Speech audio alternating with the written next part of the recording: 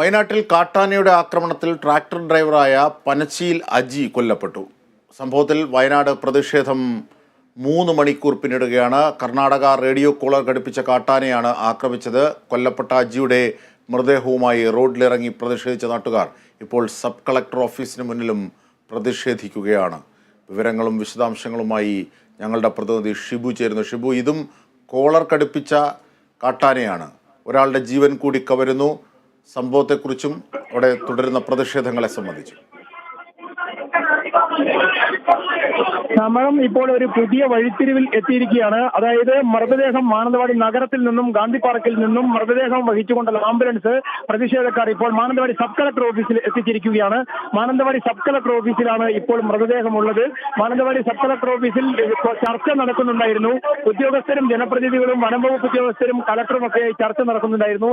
ഈ ചർച്ചയ്ക്ക് തീരുമാനമാകുമ്പോൾ 5 ലക്ഷം രൂപ നഷ്ടപരിഹാരം നൽകാമെന്ന ഒരു വാഗ്ദാനമാണ് ഉറപ്പ് നൽകിയത്. പക്ഷേ അതാരും അംഗീകരിച്ചില്ല. നഷ്ടപരിഹാരമായി 50 ലക്ഷം രൂപ നൽകണം. അതിൽ 10 ലക്ഷം രൂപ ഇന്ന് തന്നെ നൽകണം. കുടുംബത്തിൽ ഒരാൾക്ക് ജോലി നൽകണം. ആനയെ ഇന്നും വെടിവെച്ച് കൊല്ലണം തുടങ്ങിയ ആവശ്യങ്ങളെല്ലാം ഉന്നയിച്ചിരുന്നു. ഈ ആവശ്യങ്ങൾ അംഗീകരിക്കപ്പെടാതായതോടെയാണ് ചർച്ച അലസിപ്പിരിഞ്ഞത്. അതോടുകൂടി തന്നെ പ്രതിഷേധക്കാർ മൃതദേഹവുമായി മാനന്തവാടി സബ് കളക്ടർ ഓഫീസിലേക്ക് എത്തിച്ച് ഇപ്പോൾ മാനന്തവാടി സബ് കളക്ടർ ഓഫീസിലാണുള്ളത്. ഹാളിനുള്ളിൽ കലക്ടർ, അതുപോലെ തന്നെ നോർത്തേൺ CCF, KS ദീപ തുടങ്ങിയ വനപാലകർ എല്ലാവരുമുണ്ട്. ഇവരെ ഇപ്പോൾ അടച്ചിട്ട ഒരു മുറിയിലാണുള്ളത്. ഇതിന് പുറത്ത് വലിയ പ്രതിഷേധം.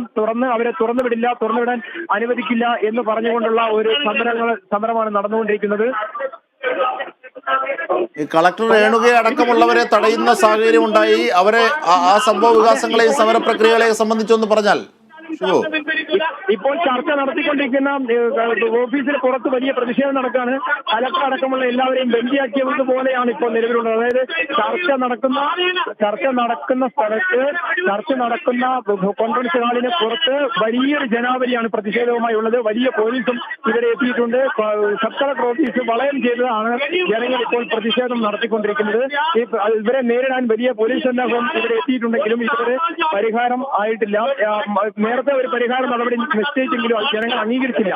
അതുകൊണ്ടാണ് എല്ലാ പാർട്ടിയിലും പെട്ട ജില്ലാ നേതാക്കൾ ഇവിടെയുണ്ട്, MLA മാരുണ്ട്, ഉദ്യോഗസ്ഥരുമുണ്ട്. തീർച്ചയായും ഈ ദൃശ്യങ്ങളിൽ കാണാവുന്നതുപോലെ ഒരു വീട്ടിനുള്ളിലേക്കാണ് ഈ കാട്ടാന ഇരച്ചു കയറുന്നത്. ആദ്യം തറയിലേക്ക് മറിഞ്ഞു വീഴുന്ന അജി ഒരു സൈഡിലേക്ക് ഓടുന്നു. അതിൻ്റെ പിന്നിലേക്കാണ് കാട്ടാന ഓടിയെത്തുന്നത്. കുട്ടികളടക്കമുള്ളവർ തലനാരിടയ്ക്കാണ് രക്ഷപ്പെട്ടത്. ഇതൊക്കെയാണ് നമുക്ക് ലഭിക്കുന്ന ദൃശ്യങ്ങളിൽ കാണാവുന്നത്. അതെ, ഈ ദൃശ്യങ്ങളിൽ നമ്മൾ കാണുന്നത് പോലെ തന്നെ അതിക്രമിച്ച് കയറിയാണ് ജനങ്ങൾ വീടിനുള്ളിലേക്ക് അതിക്രമിച്ച് കയറിയാണ് കാട്ടാന ഓടിച്ചു കയറ്റിയാണ് അവരെ ആക്രമിച്ചത്. അല്പം മുമ്പ് അവരിൽ കൂട്ടത്തിൽ ഉണ്ടായിരുന്നവർ ഒരാൾ മാധ്യമങ്ങളോട് പ്രതികരിച്ചിരുന്നു. അവർ പറഞ്ഞത് അവർ 5 ആളായിരുന്നു ഉണ്ടായിരുന്നത്. ഈ 5 ആൾ ഉണ്ടായിരുന്ന സമയത്ത് ഇയാളെ ഓടിച്ചു കയറ്റി പിന്നാലെ ആന ചവിട്ടിക്കൂട്ടുകയായിരുന്നു എന്നാണ് ഇവർ പറഞ്ഞത്. അവർ ഉടൻ തന്നെ ഇദ്ദേഹത്തെ അജിയെ ആശുപത്രിയിൽ എത്തിച്ചു. പക്ഷെ ആശുപത്രിയിൽ എത്തിച്ചെങ്കിലും അയാളെ ജീവൻ രക്ഷിക്കാനായില്ല. അജി മരിച്ച് ഇത്ര മണിക്കൂറുകൾ കഴിഞ്ഞിട്ടും നടപടി സ്വീകരിക്കാൻ സർക്കാരിന് കഴിഞ്ഞില്ല. അതൊരു വലിയ വീഴ്ചയായി തന്നെ വേണം കാണാൻ. കാരണം ഇത്ര വലിയ പ്രക്ഷോഭം ഉണ്ടായിട്ടും രാഷ്ട്രീയ ഭേദമന്യേ എല്ലാവരും ഒന്നടങ്കം പ്രതിഷേധം ഉന്നയിച്ചിട്ടും എന്തുകൊണ്ട് ശാശ്വതമായ ഒരു നടപടി അല്ലെങ്കിൽ ഒരു പെട്ടെന്നുള്ള നടപടി സംസ്ഥാന സർക്കാരിന്റെ ഭാഗത്തു നിന്ന് ഉണ്ടാവുന്നില്ല എന്നുള്ളതാണ് എല്ലാവരും ചോദിക്കുന്നത്. ഏറ്റവും പ്രധാനപ്പെട്ട ഒരു വസ്തുത എന്ന് പറയുന്നത് ഈ ആനയുടെ കോളർ എന്നുള്ളതാണ്. നേരത്തെ ആനയെ റേഡിയോ കോളർ ഘടിപ്പിച്ച ആനയാണ് കഴിഞ്ഞ ദിവസങ്ങളിൽ പിടിച്ചതും മയക്കുവെടി വെച്ചതും ഏതാണ്ട് കർണാടകയിൽ എത്തുമ്പോൾ മരിക്കുന്നു. ഇതും കോളർ ധരിച്ചതാണ്. ഈ കോളർ ധരിച്ചിട്ട് ഒരു പ്രയോജനവുമില്ല. ഇതിനെ ഐഡന്റിഫൈ ചെയ്യാൻ പറ്റുന്നില്ല, ഇതിനെ തിരിച്ചറിയുന്നില്ല. വനം വകുപ്പിന്റെ വലിയ അനാസ്ഥയുണ്ട്. പിന്നെന്തിനാണ് ഈ ലക്ഷങ്ങൾ മുടക്കി കോളർ ഘടിപ്പിക്കുന്നത്? അതെ, ഇത് കർണാടക വനം വകുപ്പ് റേഡിയോ കോളർ ഘടിപ്പിച്ച ഈ ആനയുടെ സിഗ്നൽ ലഭിക്കുന്നതിന് വേണ്ടി ആന്റിനയും റിസീവറും കർണാടക വനം വകുപ്പിൽ നിന്ന് കേരള വനം വകുപ്പിന് കിട്ടേണ്ടിയിട്ടുണ്ടായിരുന്നു. എന്നാൽ വനം വകുപ്പിന് കിട്ടാത്ത ഒരു സാഹചര്യം വന്നതോടുകൂടിയാണ് അവർക്ക് സിഗ്നൽ ലഭിക്കാതായത്. പക്ഷേ നാട്ടുകാർ എല്ലാ ദിവസവും തന്നെ ഈ ആനയെ കാണുന്നുണ്ടായിരുന്നു. വനം വകുപ്പ് അധികൃതരെ ഈ വിവരം അറിയിക്കുന്നുണ്ടായിരുന്നു. വനം വകുപ്പ് അധികൃതർ അത് അറിയുന്നുണ്ടായിരുന്നു. നോർത്തേൺ CCF KS ദീപ നേരത്തെ നമ്മളോട് പറഞ്ഞിരുന്നത് ഈ ആനയെ നിരീക്ഷിച്ചു വരികയാണ്, കർണാടക കാട്ടിലേക്ക് തുരത്തും എന്നായിരുന്നു പറഞ്ഞിരുന്നത്. പക്ഷെ തുരത്താൻ കഴിഞ്ഞില്ല. അതുകൊണ്ടാണല്ലോ ഇന്ന് വലിയ ദുരന്തം ഉണ്ടായത്. അപ്പോൾ ഈ ദുരന്തം ഇനി ആവർത്തിക്കാതിരിക്കാൻ ആനയെ വെടിവെച്ചു കൊല്ലണമെന്നൊരു ആവശ്യമാണ് ഇപ്പോൾ ഇവർ ഉന്നയിച്ചുകൊണ്ടിരിക്കുന്നത്.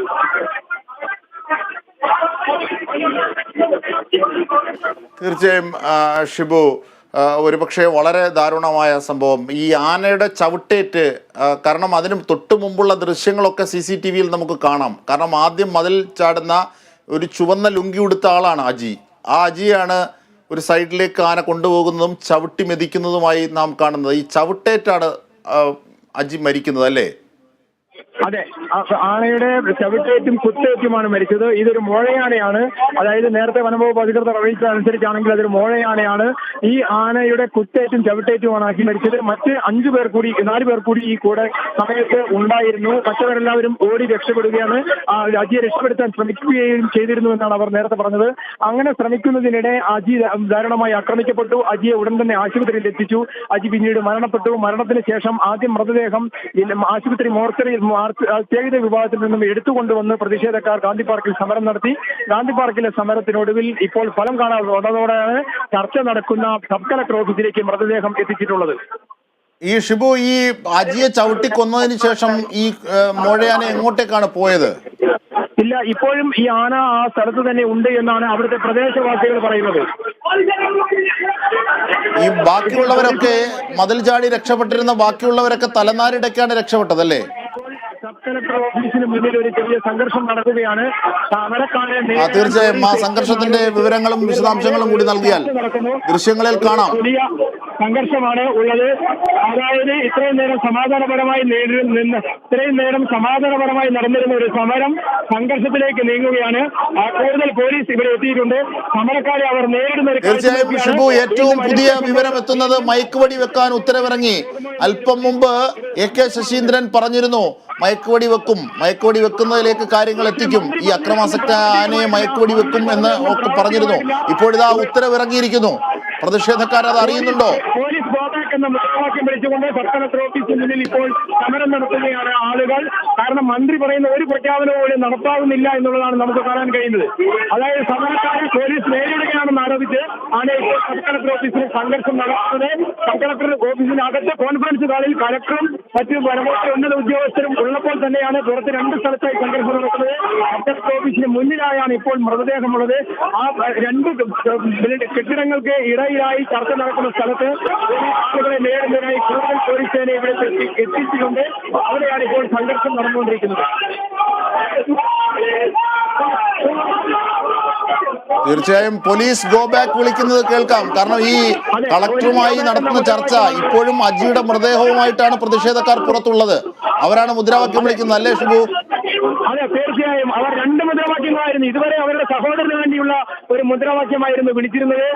ഇത്രയും നേരം അവരുടെ സഹോദരന് വേണ്ടിയുള്ള ഒരു മുദ്രാവാക്യമായിരുന്നു സബ് കളക്ടർ ഓഫീസിന് മുന്നിൽ വിളിച്ചിരുന്നതെങ്കിൽ ഇപ്പോൾ സമരക്കാരെ നേരിടാൻ പോലീസ് എത്തിയതാണ് വീണ്ടും പ്രതിഷേധത്തിനിടയായി പോലീസുമായി ഒരു സംഘർഷമായിട്ടുള്ളത്.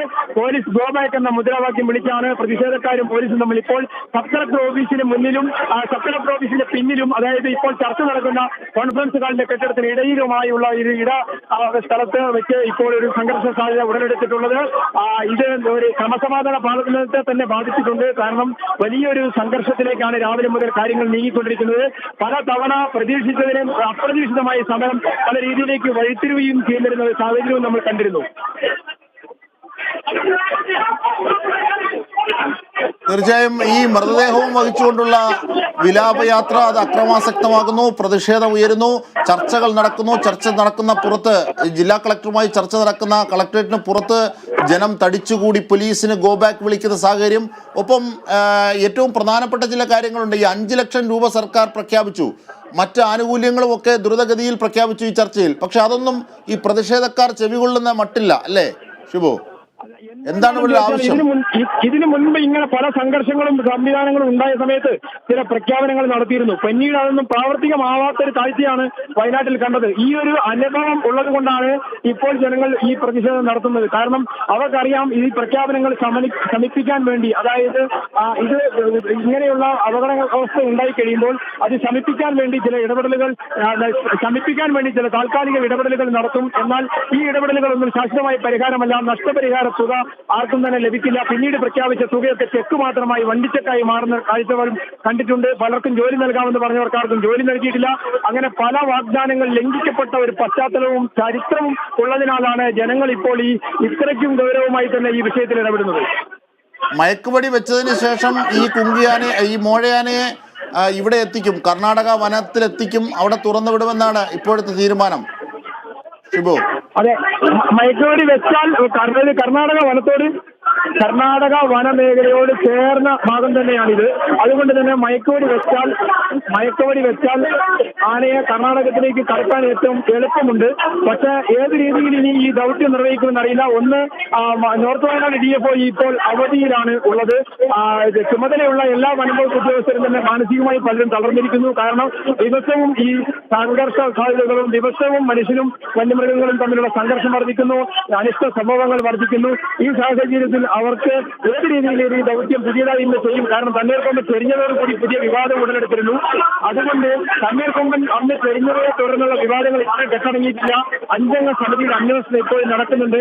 ഇങ്ങനെയുള്ള പല ചരിത്രവും ഉള്ളതിനാൽ എങ്ങനെ ഈ ദൗത്യം നേരിടും, എങ്ങനെ ഈ ദൗത്യം നടത്തും എന്നുള്ള കാര്യത്തിലാണ് ഇവർക്ക് ആശങ്കയുള്ളത്.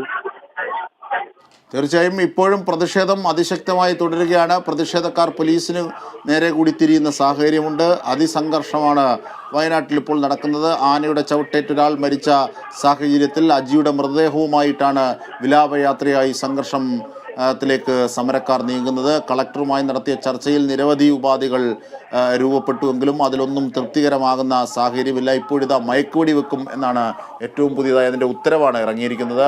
മയക്കുവെടി വെക്കും, ഒപ്പം മരിച്ച അജിക്ക് കൂടെ കുടുംബത്തിന് 5 ലക്ഷം രൂപ അടിയന്തരമായി നൽകും അടക്കമുള്ള തീരുമാനങ്ങളാണ് എത്തിയിരിക്കുന്നത്. മയക്കുവെടി വെച്ച ശേഷം ഈ ആനയെ ഇവിടേക്ക് കർണാടകയിലെ കാട്ടിലേക്ക് തന്നെ കയറ്റിവിടാനുള്ള സാഹചര്യമാണ് നോക്കുന്നത് അധികൃതർ. ഏറ്റവും പ്രധാനപ്പെട്ട ഒരു വസ്തുതയായി പറയേണ്ടത് ഈ റേഡിയോ കോളർ ധരിച്ച ആനയാണ്. കഴിഞ്ഞ ദിവസം തണ്ണീർ കൊമ്പൻ എന്ന ആനയും റേഡിയോ കോളർ ധരിച്ചിരുന്നു. ആ ആനയാണ് മയക്കുവെടി വെച്ച് പകുതിക്ക് ആ സംരംഭം മുടങ്ങുന്ന തരത്തിലേക്ക്, അത് മരിക്കുന്ന തരത്തിലേക്ക് നീങ്ങിയത്, അല്ലെങ്കിൽ ആന ചരിയുന്ന തരത്തിലേക്ക് നീങ്ങിയത്. ഇപ്പോഴിതാ മറ്റൊരു റേഡിയോ കോളർ ധരിച്ച ആന കൂടി ജനവാസ മേഖലയിലേക്ക് ഇറങ്ങുന്നു. ജനവാസ മേഖലയിലേക്ക് ഇറങ്ങുന്നത് വരെ റേഡിയോ കോളർ ധരിച്ച ആനയെ ഐഡൻറ്റിഫൈ ചെയ്യാനോ അതിനെതിരായി നടപടി സ്വീകരിക്കാനോ വനം വകുപ്പുകൾക്കായില്ല എന്ന വലിയ കുറ്റകരമായ അനാസ്ഥ കൂടിയാണ് ഈ ഘട്ടത്തിൽ തെളിയുന്നത്.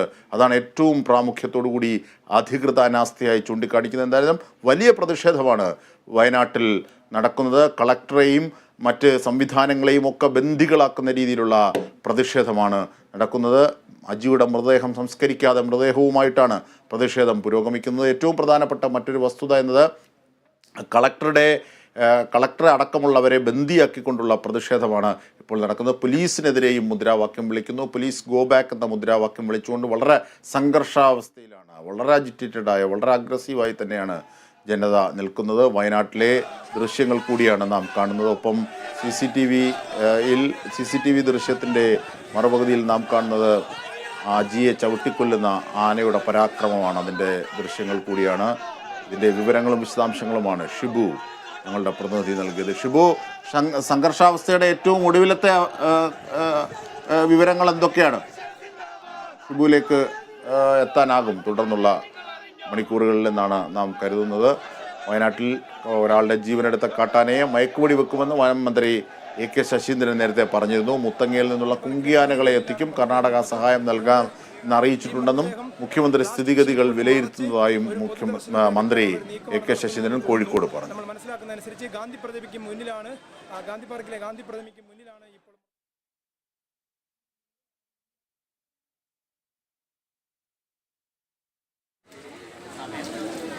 തീർച്ചയായും ആനയുടെ ആക്രമണത്തിൽ വലിയ സംഘർഷാവസ്ഥ